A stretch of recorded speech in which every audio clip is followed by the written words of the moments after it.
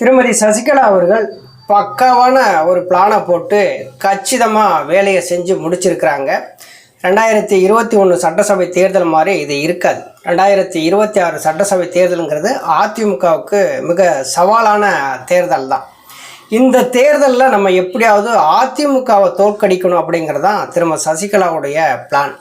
2021 TTV Dinakaran அம்மா மக்கள் முன்னேற்ற கழகங்கிற ஒரு கட்சியை ஆரம்பித்து அந்த கட்சி கிட்டத்தட்ட ஒரு 20க்கு மேற்பட்ட தொகுதிகள் அதிமுகவுடைய வெற்றியை தடுத்து நிப்பாட்டுது. அப்போ அதிமுகவில் திருமதி சசிகலா அவர்களுக்கு இடமே இல்லை அப்படின்னு எடப்பாடி பழனிசாமி அவர்கள் சொன்ன உடனேயே திருமதி சசிகலா அவர்கள் என்ன ஒரு பிளான் பண்ணாங்கன்னா, யாரெல்லாம் எடப்பாடி பழனிசாமிக்கு ஆதரவாக தென் மாவட்டத்தில் முக்கியமான நபர்கள்லாம் செயல்பட்டாங்களோ அவர்களை முதல்ல தோற்கடிக்கணும் அப்படிங்கிற ஒரு எண்ணத்துக்கு வந்த உடனே தான் புரட்சித் தலைவர் மக்கள் முன்னேற்ற கழகங்கிற ஒரு கட்சியை ஆரம்பிக்கிறாங்க. பாட்டாளி மக்கள் கட்சியும் 2 பிளவுகள் இருக்குது. அந்த பிளவை சரியாக பயன்படுத்திக்கிறாங்க திருமதி சசிகலா அவர்கள். ஐயா ராமதாஸ் அவர்களும் அன்புமணி ராமதாஸ் அவர்களுக்கும் இடையிலே ஏற்பட்ட அந்த பிளவு பாட்டாளி மக்கள் கட்சி அன்புமணி ராமதாஸ் பக்கம் போயிருச்சு. இந்த பாட்டாளி மக்கள் கட்சியினுடைய நிறுவன தலைவரே ஐயா ராமதாஸ் அவர்கள் தான். அவர்களை வச்சு தான் அங்கே பாட்டாளி மக்கள் கட்சிக்கே வாக்கு. தேர்தல் ஆணையம் என்ன பண்ணாங்க, மாங்கனி சின்னத்தை தூக்கி அன்புமணி ராமதாஸ் கையில் கொடுத்துட்றாங்க. இப்போ பாட்டாளி மக்கள் கட்சியும் 2 பிளவாக இருக்குது. அதிமுகன்னு சொல்லி பார்த்தீங்கன்னா தென் மாவட்டங்களில் முக்குளத்தோர் அதிகமாக வாக்களிக்கக்கூடிய கட்சி அப்படின்னு சொல்லி பார்த்தா அதிமுக தான். இப்போ அதிமுகவை பழிவாங்கிறதுக்கு பல காரணங்கள் இருக்குது முக்குளத்தோருக்கு. அதில் முதல் காரணம் சொல்லப்போனால் எடப்பாடி பழனிசாமி அவர்களுடைய ஆட்சி காலத்தில் 2021 எப்படியாவது பாட்டாளி மக்கள் கட்சியை கூட்டணிக்குள்ளே கொண்டு வரணுங்கிறதுக்காக அந்த 10.5% இடஒதுக்கீடு கொடுத்தாங்க இல்லையா, அது தென் மாவட்ட மக்கள் மிகப்பெரிய அளவில் எடப்பாடி பழனிசாமி மீது அதிருப்தியில் இருந்தாங்க. தென் மாவட்ட மக்களுடைய முதுகலை குத்திட்டு தான் எடப்பாடி பழனிசாமி அவர் தொகுதியில் செய்யணுங்கிறதுக்காக இந்த வேலையெல்லாம் பார்த்துருக்காரு. இந்த முறை நம்ம எடப்பாடி பழனிசாமியை புறக்கணிக்கணும் அப்படின்னு சொல்லி தான் டிடிவி தினகரன் ஆரம்பித்த அம்மா மக்கள் முன்னேற்ற கழகத்துக்கு வாக்களித்தாங்க. அதை தொடர்ந்து அதிமுகவில் முக்கிய பொறுப்பில் இருந்த முக்குளத்தோர் எல்லாத்தையுமே டிடிவி தினகரனாக இருக்கட்டும், ஓபிஎஸ் ஆக இருக்கட்டும், திருமதி சசிகலா அவர்களாக இருக்கட்டும், எல்லாத்தையுமே ஒன்றன் மீன் ஒன்றாக கட்சியை விட்டு தூக்கி வெளியில் அப்புறப்படுத்திட்டார். அப்போ முக்குளத்தோருக்கு அந்த கட்சியில் இடமில்லாத ஒரு சூழ்நிலை ஏற்பட்ட உடனே முக்குளத்தோர் என்ன பண்ணாங்க, இனிமேல் அதிமுகவுக்கு வாக்களிக்கிறத நம்ம கொஞ்சம் கொஞ்சமாக நிப்பாட்டிடணும் அப்படிங்கிற நிலைமைக்கு வந்துட்டாங்க. இப்போ 2026 சட்டசபை தேர்தல் அப்படிங்கிறது நான் ஏற்கனவே சொன்னேன் இல்லையா, அதிமுகவுக்கு ஒரு சவாலான தேர்தல் அப்படின்ட்டு. எதிர்கட்சியாக இருக்கக்கூடிய அதிமுக ஆளுங்கட்சியாக வரணும்னு சொல்லி எடப்பாடி பழனிசாமி அவர்களும் 234 தொகுதிகள்லையும் பிரச்சாரம் செய்து அதிமுக ஆட்சி காலத்தில் செய்த சாதனைகளை மக்கள்கிட்ட சொல்கிறாரு. திமுக மக்களுக்கு விரோதமாக செய்யக்கூடிய அந்த செயல்களையும் மக்கள்கிட்ட அந்த பரப்புரையில் பேசுகிறாரு. திருமதி சசிகலா அவர்கள் இந்த இடத்துல தான் ஒரு பக்காவான ஒரு பிளானை போடுறார்.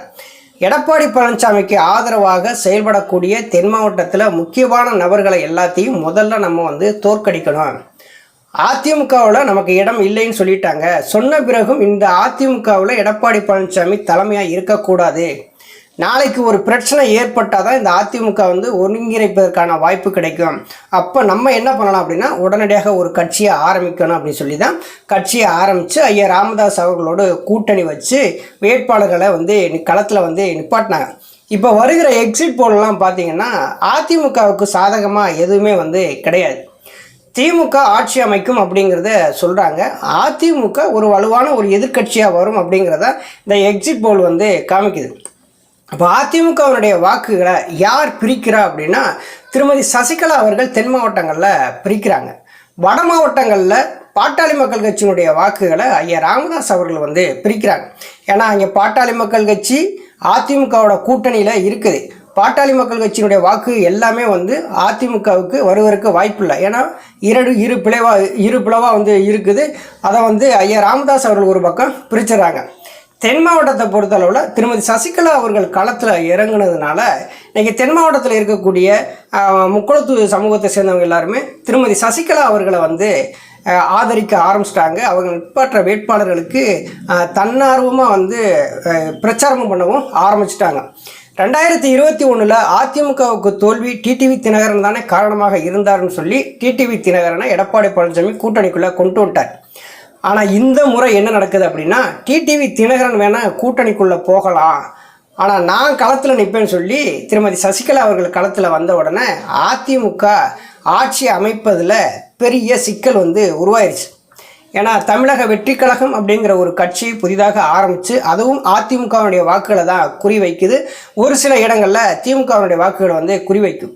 முழுக்க அதிமுகவுடைய வாக்குகளை பாதி அளவுக்கு பிரிக்கக்கூடிய ஒரு ஆளுமையாக இருக்கிறது யார் அப்படின்னா திருமதி சசிகலா அவர்கள் தான். எடப்பாடி பழனிசாமியை எப்படியாவது வீழ்த்தணும், பழி வாங்கணும் இப்படின்னு சொல்லி நினச்சிக்கிட்டு இருந்த திருமதி சசிகலா அவர்கள் தேர்தலை ஒரு வாய்ப்பாக பயன்படுத்தி டெல்டா மற்றும் தென் மாவட்டங்களில் கிட்டத்தட்ட 37 பேர் முக்கியமான நபர்களை, மக்களுக்கு அறிமுகமான நபர்களை, களத்தில் நின்று வேலை செய்யக்கூடிய நபர்களை வேட்பாளராக நிப்பாட்டி அதிமுகவுடைய வாக்குகளை பிரிக்கிறாங்க.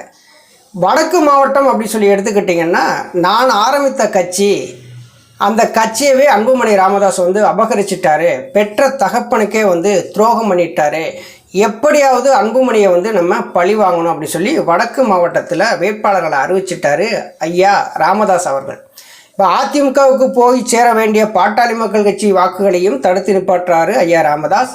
தென் மாவட்டம் மற்றும் டெல்டா மாவட்டங்களில் அதிமுகவுக்கு முழுமையாக போய் சேர வேண்டிய அதிமுகவுடைய வாக்குகளை தடுத்து நிப்பாட்டுறாங்க திருமதி சசிகலா அவர்கள். இப்போ எக்ஸிட் போல் பூரா பார்த்தீங்கன்னா திமுக வெற்றி பெறுவதற்கான வாய்ப்புகள் தான் இருக்குது, மீண்டும் ஆட்சி அமைப்பதற்கான வாய்ப்புகள் தான் இருக்குது அப்படின்னு சொல்லி கருத்து கணிப்புகள் எல்லாம் நேற்றிலிருந்து சமூக வலைதளங்கள்லையும் நியூஸ் சேனல்களையும் வெளியாகிது. நான் ஆரம்பித்த பாட்டாளி மக்கள் கட்சியை மயனே கைப்பற்றிட்டான், அவனை எப்படியாவது பழி வாங்கணும், எனக்கு துரோகம் பண்ணிட்டான்னு சொல்லி நினச்சிக்கிட்டு இருந்த ஐயா ராமதாஸ் அவர்களோடு திருமதி சசிகலா அவர்கள் கூட்டணி வச்சு தேர்தலை சந்தித்தது அதிமுகவுடைய வெற்றியை தடுக்குது. தென் மாவட்டம் மற்றும் டெல்டா மாவட்டங்களில் 2021 சட்டசபை தேர்தலின் போது டிடிவி தினகரன் எப்படி அதிமுகவுடைய வாக்குகளை வாங்கினாரோ அதை விட கூடுதலான வாக்குகளை திருமதி சசிகலா அவர்களால் வாங்க முடியும் அப்படிங்கிறதான் அங்கே இருக்கக்கூடிய நிலையும். தென் மாவட்டத்தை பொறுத்தவரை முக்குளத்தூர் அதிகமாக இருக்கிறதுனால திருமதி சசிகலா அவர்களுக்கான ஆதரவு வளையங்கள் அதிகமாகிருச்சு. இப்போ திருமங்கலம், சாத்தூர், கோவில்பட்டி, ஆலங்குளம், வாசுதேவநல்லூர் இப்படி இடங்களில் முக்கியமான நபர்களில் நிப்பாட்டியிருக்காங்க. முதுகலத்தூர், சிவகங்கை, இங்கிட்டு திண்டுக்கல், ஒட்டஞ்சத்திரம் இப்படியான இடங்கள்லாம் ஆட்களை நிப்பாட்டி அவங்க தேர்தல் பிரச்சாரமும் மேற்கொண்டிருக்காங்க. எப்படியாவது அதிமுகவுக்கு உள்ளே நுழைஞ்சிடணும் அப்படிங்கிற ஒரு நினைப்போடு தான் திருமதி சசிகலா அவர்கள் காய் நகர்த்தி இந்த தேர்தலில் வேட்பாளர்களை அறிவித்து பிரச்சாரத்தையும் மேற்கொள்கிறாங்க. இப்போ ஒவ்வொரு கட்சிகளுமே அவர்களுடைய வெற்றி வாய்ப்பு 20,000 30,000லாம் கிடையாது. ஒரு 500, 1000, 1500 இப்படியான வெற்றி வாய்ப்புகள் தான் இருக்குது. அப்போ திருமதி சசிகலா அவர்கள் ஒரு தொகுதிக்கு ஒரு 3000 ஓட்டு 4000 ஓட்டு குறைஞ்சது தான் சொல்கிறேன் நான். இதே இவ்வளவு ஓட்டு தான் வாங்குவாங்களா அப்படின்னு சொல்லலாம் நீங்கள் நினைக்க வேணாம். குறைந்தது ஒரு 5000 ஓட்டு ஒரு தொகுதிக்கு வாங்கிட்டாங்க அப்படின்னா அதிமுகவுடைய வெற்றியை தான் பாதிக்குது. வடக்கு மாவட்டத்தை பொறுத்தளவு ஐயா ராமதாஸ் அவர்களும் அதே மாதிரி குறைஞ்சது ஒரு 5000 ஓட்டுகளை வாங்கிட்டான்னு வச்சுங்களேன், அதுவும் அதிமுகவுடைய வெற்றியை தான் தடுக்குது. அப்போ பாட்டாளி மக்கள் கட்சியினுடைய வாக்குகளும் முழுமையாக போய் அதிமுகவுக்கு சேராது, அதிமுகவுடைய வாக்குகளே முழுமையாக போய் அதிமுகவுக்கு சேராது. அதிமுக வாக்கு அப்படிங்கிறது பார்த்தீங்கன்னா இப்போ சசிகலா அவர்கள் வந்தவுடனே பிரிஞ்சிருதில்ல, அதனால் நான் அதை சொல்கிறேன். இப்போ எக்ஸிட் போலில் வர்ற கருத்து கணிப்புகள் எல்லாம் அதிமுகவுக்கு பின்னடைவை சந்திக்குது, ஆட்சி அமைக்க முடியாத ஒரு சூழல் வருது அப்படின்னு சொல்லி பெரும்பான்மை நிறுவனங்கள் கணிச்சிருக்கிறாங்க. அப்படின்னா அதற்கு முக்கியமான காரணம் வடக்கு மாவட்டத்தை பொறுத்தளவில் ஐயா ராமதாஸ் அவர்கள் வேட்பாளர் அறிவித்து களத்தில் வேலை செஞ்சது.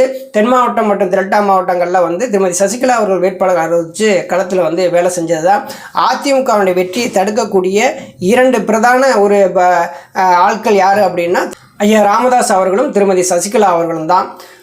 நன்றி, வணக்கம்.